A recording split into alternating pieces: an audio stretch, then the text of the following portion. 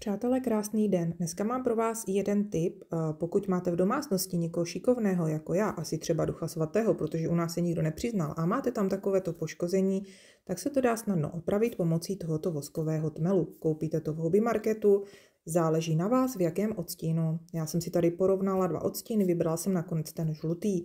Teďka přijde na řadu romantická svíčka, ne, dělám si srandu, může být jakákoliv. Zapálíte to, mně se to teda u toho druhého knotu nepovedlo. A vezmete ten váš vosk a nahřejete nad tou svíčkou. Nepřeháníte to tak jako já, ať vám to tu svíčku celou nezakape od toho vosku. Mně se to teda podařilo. Vosk změklý vlastně aplikujete do toho místa toho poškození. Vidíte, tady to takhle pěkně vetřu. A teďka vezmu mini špachtličku, která byla v balení, a vosk tam ještě vetřu a zároveň očistím to místo toho okolí.